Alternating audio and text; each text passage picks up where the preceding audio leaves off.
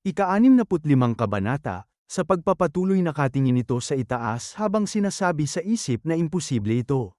Dagdag pa niya sa isip nang makita niya ang ating bida na iyan ba ang tunay niyang lakas. Nangangalit ang ngipin nito na nakatingin sa kanya at sinabi pa sa kanyang isip na saan ba nanggaling ang ganoong halimaw. Kailangan ko itong iulat, ang totoong kapangyarihan ng halimaw na iyon. Napatingin ang ating bida sa itaas ng bangin. At pagkatapos ay sinabi niya sa kanyang isip na nawala na siya. Namariin na makikita ang tingin ng ating bida na napababa sa labi.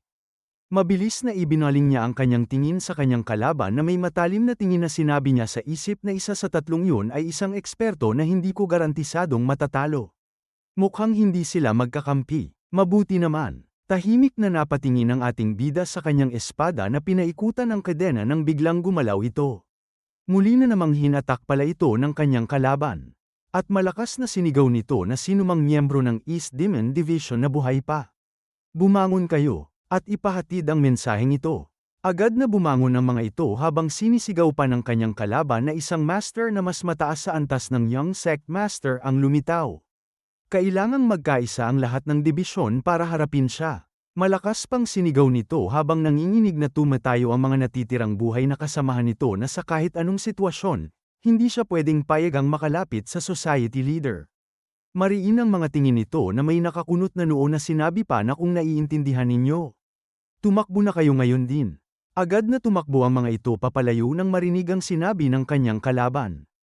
Tahimik na pinagmasdan ng ating bida ang mga ito habang mabilis na tumatakbo. At pagkatapos ay sinabi niya na walang silbi ang pagtakbo. Mamamatay din naman ang Ma John Go. Naiinis naman na sinabi nito sa kanya na ayaw ko mang aminin, pero gagawin ko. Malakas ka, masyadong malakas para kayanin ko. Hinawakan nito ng mahigpit ang kanyang kadena at sinabi pa na pero may sapat pa akong lakas para pabagalin ka, kahit sa isang saglit man lang. Hindi ka makatatakas sa mga gahura claws na ito. Tahimik na pinagmasdan lang siya ng ating bida. At pagkatapos, naglabas ng aura at sinabi habang hinawakan niya ng mahigpit ang espada na tingnan na lang natin. Sinigaw pa nito sa ating bida na kahit anong gawin mo, hinding-hindi ka makatatakas sa mga kuko na ito.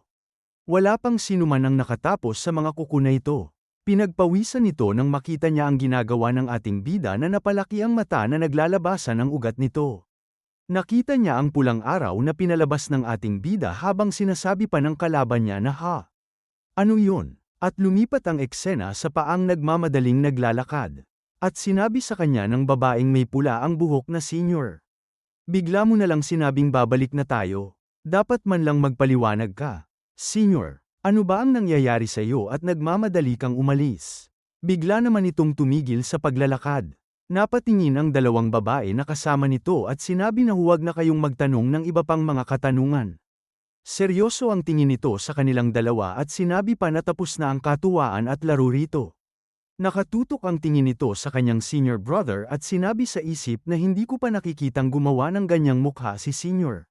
Dagdag pa nito habang nagpatuloy na sa paglalakad ang lalaki na ano kaya ang maaaring nangyari.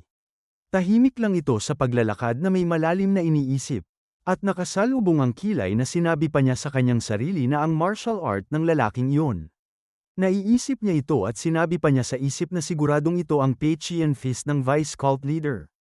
Bahagyang napatungo ng ulo at dumiritso ang tingin na sinabi pa nito sa kanyang isip na kailangan kong malaman kung ano ang nangyayari ng mabilis. Muling bumalik sa kanilang labanan at ang mga kadena ay makikita na nagkaputol-putol. At ang mga taong tinamaan ng kanyang atake na nakahandusay sa lupa. At makikita ang ating bida na nakatayo sa nawasak na paligid at makikita ang nagkawasak-wasak na kadena.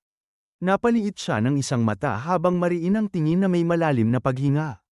At ilang sandali pa makikita na napatukod siya ng kanyang espada sa lupa na napaupo ng mabilis.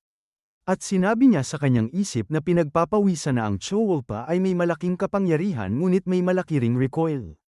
Kailangan kong isulong ang aking mga antas ng Changmyeong Divine Art ng mabilis. Mariin ang mga tingin niya sa unahan nang mapakinggan ang tunog ng ubo ng kanyang kalaban. Nagtataka siya kung bakit ito ay nabuhay pa na makikita ang naputol nitong kamay na nakaupo sa lupa. At makikita ito na samuka ng dugo. Nilapitan siya ng ating bida habang pinagmamasdan niya ito ng mariin. Nakatingin lang ito sa ibaba kung saan naputol din pala ang isang paa nito sa tabi ng kanyang sandata. Tahimik lang na pinagmamasdan siya ng ating bida sa kanyang isip na mamamatay na siya ng tuluyan. Hindi na kailangang mag-abala na tapusin siya. Habang mariin ang kanyang tingin dito, sinabi sa kanya ng kalaban niya na isang tanong lang. Dagdag pa nito sa kanya na ano ang relasyon mo sa Song Manor. Ang martial art mo ay hindi ang Song Clan Saber Manual. Tahimik lang na pinagmasdan siya ng ating bida. Bago nagsalita na si Song Yang, ang hinahabol ninyo ay aking nakatatandang kapatid. Nagulat naman ito sa kanyang narinig. Sinabi pa ng ating bida dito na isang hanggal na hindi man lang nagawang maghayganti. Pero ano ang magagawa ko? Habang naglalabasan ang dugo nito sa bibig, napangisi ito habang tumatawa. At sinabi pa sa kanya nito habang tumingin na tama. Naalala ko na ngayon, nang mamatay si Song Bujeong, nangako ang mga anak ng Song Manor na papatayin kami. Oo, may karapatan ka. Ang paghihiganti ang likas na paraan ng martial world pagkatapos ng lahat. Dagdag pa nito sa kanya na tuturuan kita ng isang bagay. Kahit naburahin mo ang Mahjong Ho, ang Divine Sect pa rin ang magpapasya sa huli na mamuno sa mundo. Sinagot naman siya ng ating bida na wala akong pakialam kung dumating man ang mundo ng Demonic Sect o hindi. Dagdag pa niya habang naglakad na siya papalayo na ang tanging layunin ko ay puksain ang Mahjong Ho. Iyon lang. Tumingala ito sa langit habang sinasabi nito sa isip na ang kapritsyo ng society leader ay nagbunga ng isang kakilakilabot na halimaw. Kahit paano ang magandang bahagi nito ay wala siyang interes sa mismong Divine Sect. Hindi ba? Napangiti ito habang napasabi pa na sayang naman. Gusto ko sanang makita ang kalangitan ng Divine Sect. Habang pabagsak na ito, sinasabi pa na Central Plains Spring Breeze. Divine Sect World. At ilang sandali pa ay malakas na bumagsak ito sa lupa na tuluyan ang nawalan ng malay.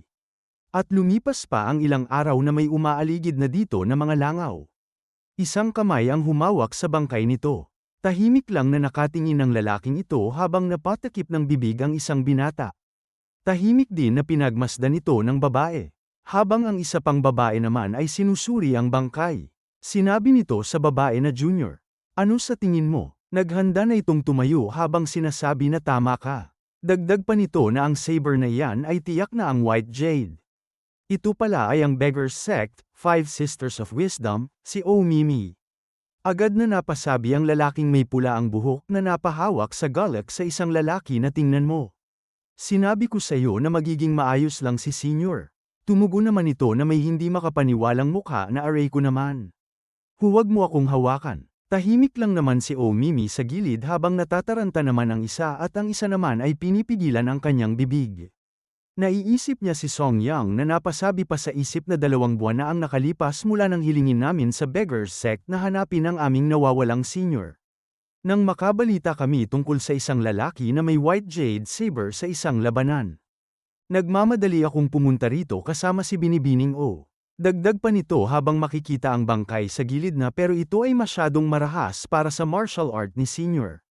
At sinabi ng isang babae na Binibining O, sigurado ka ba na ang mga bangkay ng Miriam Alliance ay hindi pinatay gamit ang White Jade Saber? Tumugon nito na oo, base sa kalagayan ng mga katawan, mukhang mga 5 araw na silang patay. At habang ang mga bangkay ng Alliance ay lubhang nabulok na, ang mga katawang ito ay buo pa. Dagdag pa nito sa kanya na para sa mga cross-section ng 5 araw ng bangkay na maging ganito kalinis ay maipaliliwanag lamang sa pamamagitan ng White Jade Saber. Tahimik na nakatingin naman ito dito. At sinabi nito sa isip na si Binibining O ang pinakamahusay na wound investigator sa Beggar's Sect. Kung si Binibining O ay ganito kasigurado, kung ganoon ay tiyak na totoo ito. Tumingin sa malayo na may nag-aalalang mukha ito. At pagkatapos ay sinabi niya sa isip na senior brother, ano ba talaga ang pinaggagawa mo sa paggalagala sa paligid? Makikita ang mga uwak sa langit na nagliliparan habang nakatingin ito sa maraming putol-putol na katawan sa lupa. At dito na po nagtatapos ang ika-65 kabanata.